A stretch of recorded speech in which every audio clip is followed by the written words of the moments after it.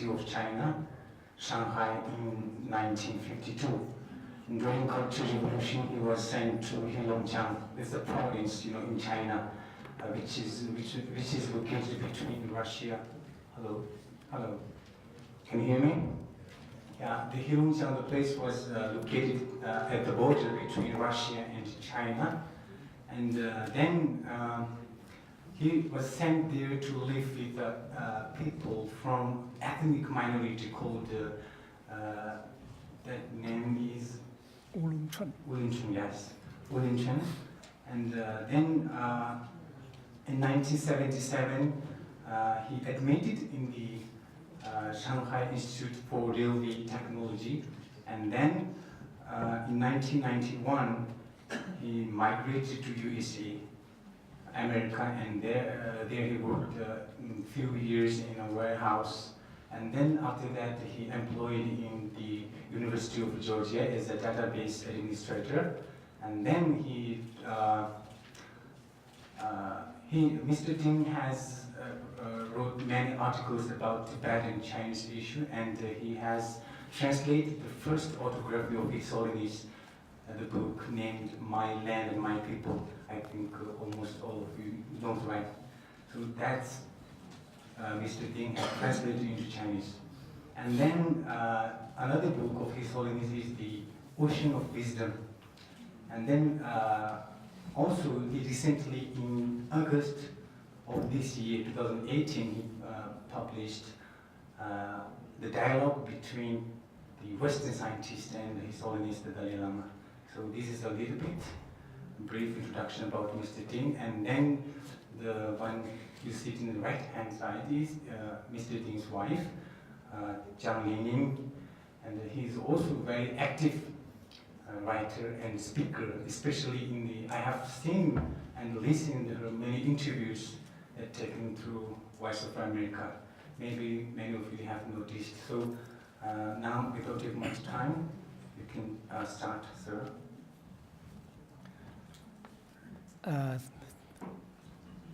Thank you very much for giving me this opportunity. You can use this.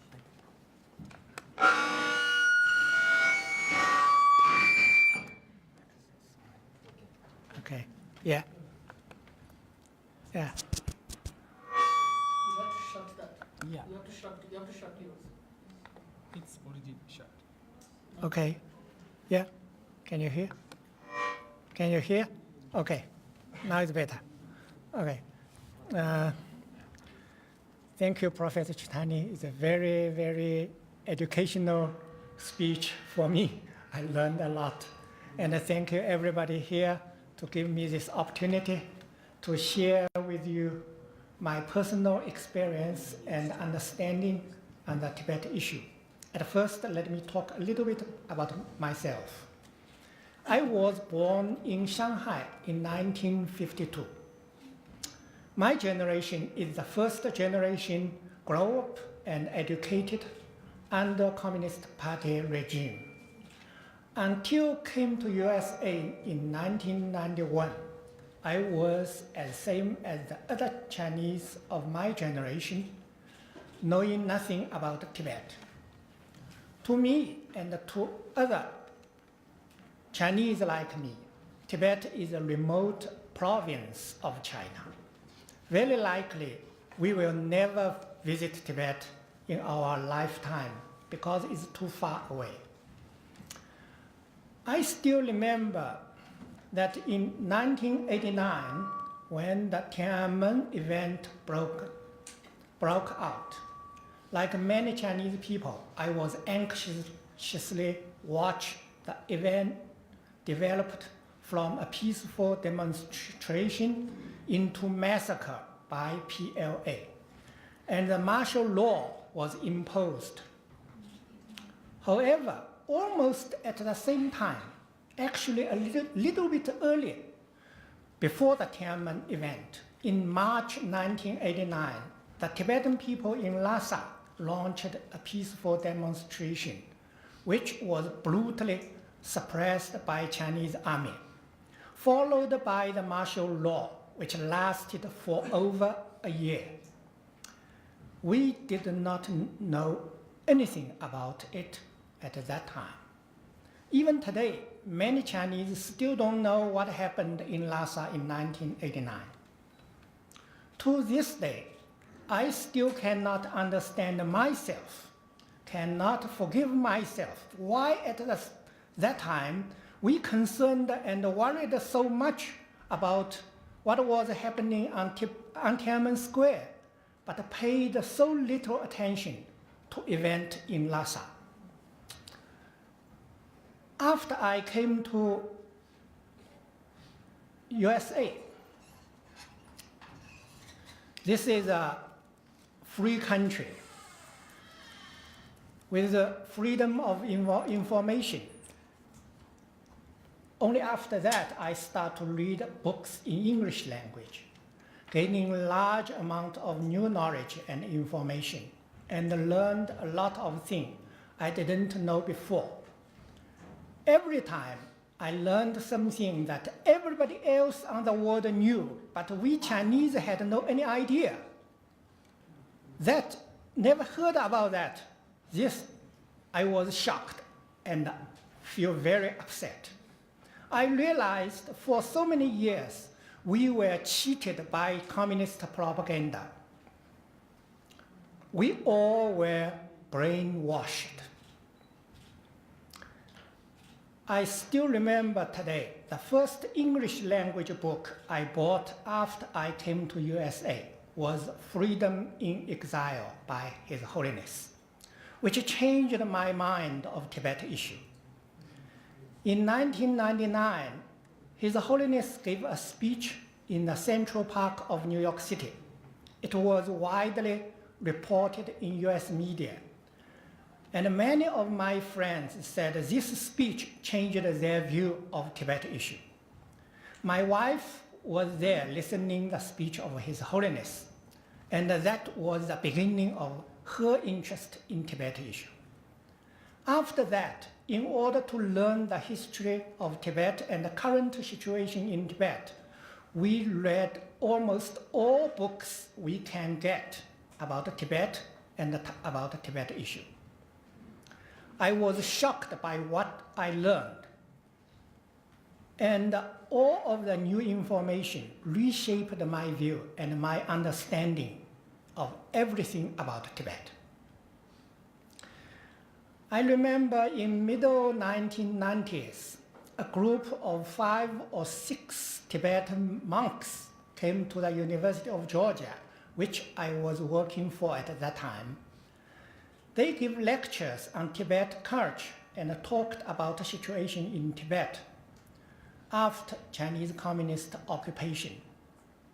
I was deeply impressed by the enthusiastic response from the audience.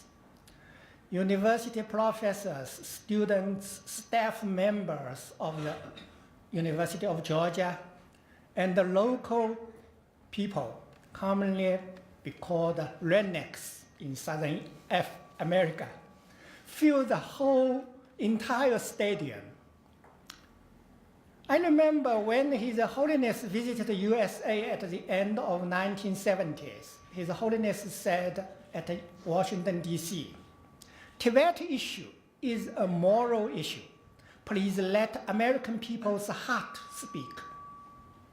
And in University of Georgia, what I saw is American people's heart is with Tibetan. American people support Tibet freedom because they are living in a free country. They get information. This made me think. I remember that organizer of the university event selling bumper sticks was the word Free Tibet. I bought one sticker, and it was the first bumper sticker I ever had. And I proudly put on my car a small used Toyota Tercel. For me, it was a symbolic gesture. It symbolized my transformation from a person without any knowledge about Tibet to a supporter of Tibet freedom. Now, if you ask me what the Han Chinese think about Tibet issue, I would like to tell you at first that in my opinion, there are only two types of Han Chinese. One type is who knowing the basic fact and the truth in Tibet issue. This is the first type. And the other type is who are totally ignorant about the Tibet. All the Chinese people can be in the two types. I should say I am one of the first type today, and I was one of the second type before. Just as myself, most first type Chinese are transformed from second type.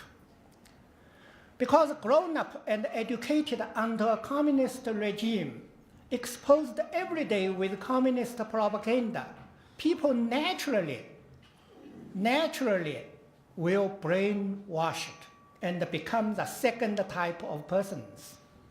However, once they know the truth, once they know that there are many problems in China and Tibet, they will see something seriously wrong.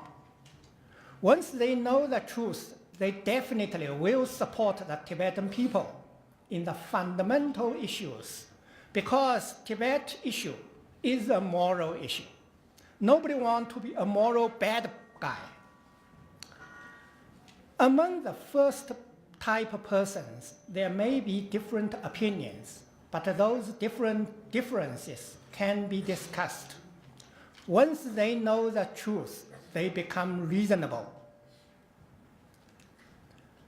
They are also support the ideas that the Tibet issue should be and can be solved through dialogue and negotiation. On the other hand, as for the people that are still in second type, it is very difficult to discuss with them about the Tibet issue, because they don't know, because they are their ignorance makes their mind closed. They are not reasonable yet. They need to learn, to be educated. Therefore, regarding the Chinese people's opinion on the Tibet issue, suppose today I should talk about how the Chinese people view the Tibet issue. But I think the key word here is not opinion yet. Key word is truth. The key is you know or not know the basic fact about Tibet. Know or not know, this is a question. This makes difference. Without truth, no justice. And so, to us, to supporters of Tibet freedom, the most important work is to help our fellow Chinese to learn the truth about the Tibet issue. And so, exactly 10 years ago, I visited Dharamshala for the first time. It's 2008, and had the first audience with His Holiness. I promised to His Holiness that I would do the best I could to help the Han Chinese to learn the truth on the Tibet issue. Since then, we worked very hard. Because if you want to tell the truth about Tibet to Chinese, you have to know the truth by yourself. You have to know the detail of important events and historical data. You have to find out all of these facts from books, memoirs, and original documents. You have to be able to show the evidence to prove what you said to them. Only when you can show evidence, you can persuade the others that this is the truth. This is what happened in Tibet. And then you can help fellow Chinese transform from second type to the first type. only after this transformation, you can discuss with them, argue with them. So there are lot of work to do. For over 10 years, my wife and I have published many articles and a number of books on the Tibet issue. Mainly, these books and articles are telling what happened in Tibet, past and present.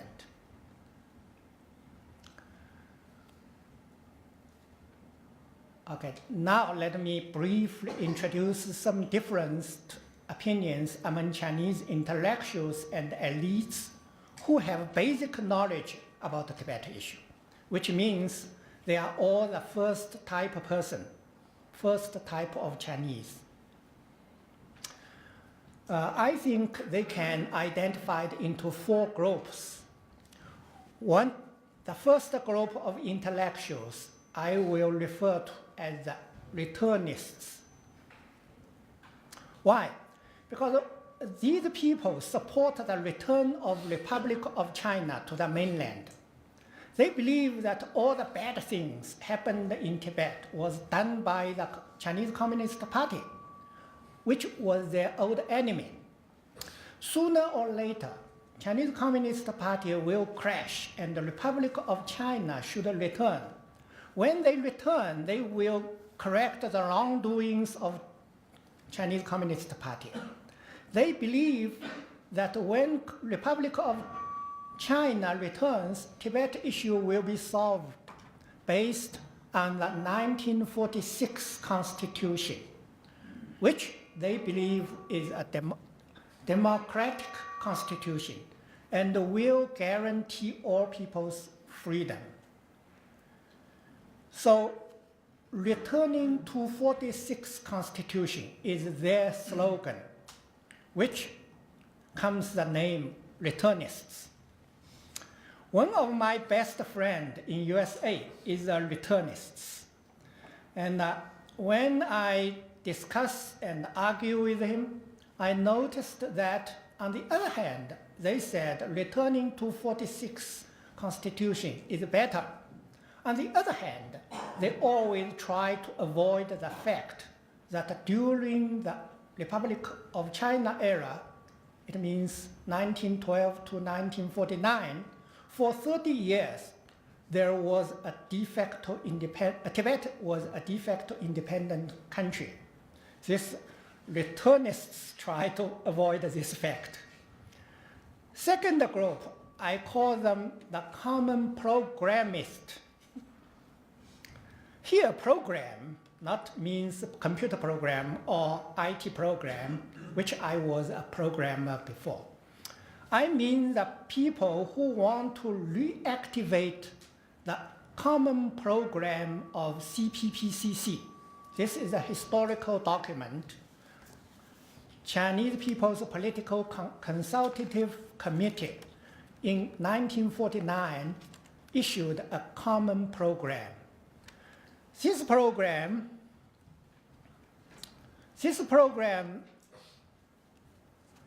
people, these common programists, believe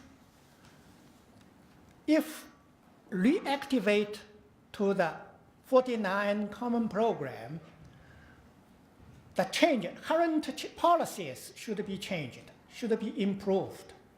But communist regime don't need to be changed.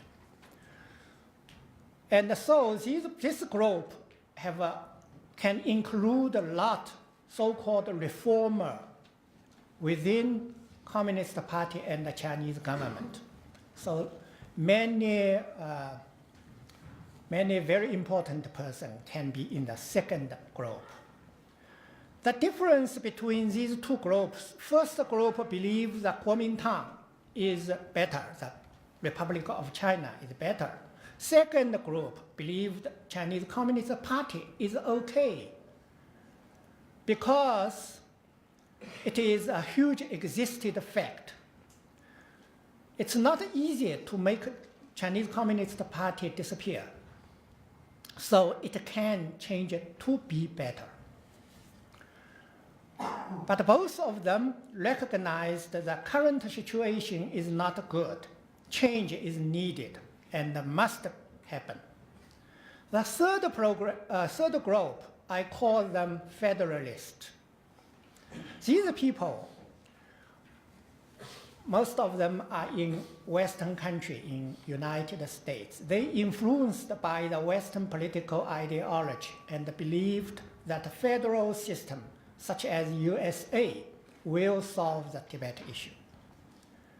They are more modern and more willing to see the future from Tibetan point of view. The fourth group is the independence. I need to emphasize here that this group, I mean the Chinese, not the Tibetan. However, people belong to this group may have different opinion on what is Tibet. Some means Tibet is the central Tibet, and others means Tibet is a traditional Tibet. And how to achieve Tibet independence, there are different opinions. And some people support the independence of Tibet and also independence of East Turkestan, Mongolia, Manchuria, Hong Kong, Taiwan, even Shanghai. By how to achieve independence, there are a lot of argument. Some believe Chinese Communist regime must change. Communist Party regime change first. Tibet independence will follow. Others believe Tibet independence will trigger Chinese democratic reform and lead to regime change. So there are a lot of difference. It looks so controversial. There are a lot of argument among these Chinese. Sometimes the arguments become very emotional. However, I have to emphasize here that they are all first-type people. They know the basic fact, what happened in the Tibet. They are all looking forward to the political progress in China, to democracy. They may have different opinion of Tibet issue, but they are all support Tibet freedom. They are all friends of Tibetan. And now, so let me have a couple minutes. Now, if you ask my opinion regarding the Tibet issue, I do not consider myself belong to any group I just mentioned, because I don't think I'm qualified or entitled to tell Tibetan what you should do or what you should not do. I only have a few guidelines or principles to myself. One, national self-determination is a universal value. The right to self-determination is recognized by UN and the international community. Self-determination safeguards people's dignity and people's right to preserve their own culture. Two, Tibet belongs to Tibetans. Only the Tibetan people have the right to decide how they want to live. Three, in today's difficult situation, it is important for the Tibetan people to have a unified political will and a unified strategy, which is now represented by His Holiness the Dalai Lama. Therefore, I 100% wholeheartedly support His Holiness. Four, under the leadership of His Holiness, there are many important things to do for the future of Tibet. All these things can be summarized as a nation building. That is, to bring the Tibetan nation into the 21st century, make the Tibet a modern nation, a strong nation. I support His Holiness' middle way approach because under middle way approach, we can do a lot of things to the future of modern Tibet. In today's international situation, only under middle way approach, Tibet can rally international support, which is the lifeline for Tibetans' struggle of freedom. Also, under middle way approach, Tibetan people have time needed to work together to be prepared for the future changes, which include education of all Tibetan people, especially in Tibetan language and culture, modern scientific education and engineering training.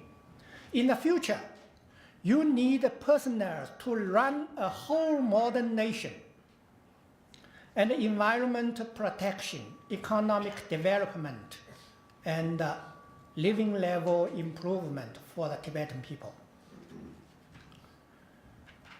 Under middle way approach, Tibetan people can learn modern politics and practice modern democracy. Middle way approach is not just a slogan. Middle way means a whole set of hard works and responsibilities for everyone.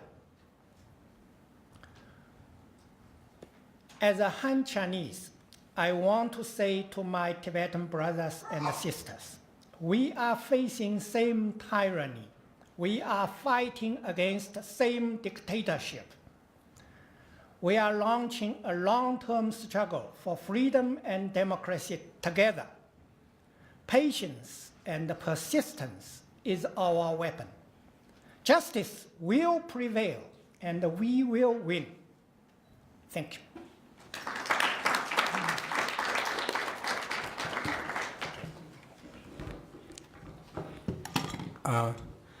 Thank you, Mr. Ting. You really gave a very wonderful speech, and I hope that if it's possible, then we will ask for your abstractions of these articles. I think it's going to be very helpful if we go through, the participants go through it. And then I'm not going to repeat. In order to save time, I'm not going to repeat. As Mr. Ting told, he was not qualified to tell Tibetans what to do. In the same way, I was not qualified to, summarize the talks that given by Mr. Ting. So in order to save time, now let's start the question sessions. And you can ask both in Tibetan and English. And you can raise up your hand. The mic is there at both sides.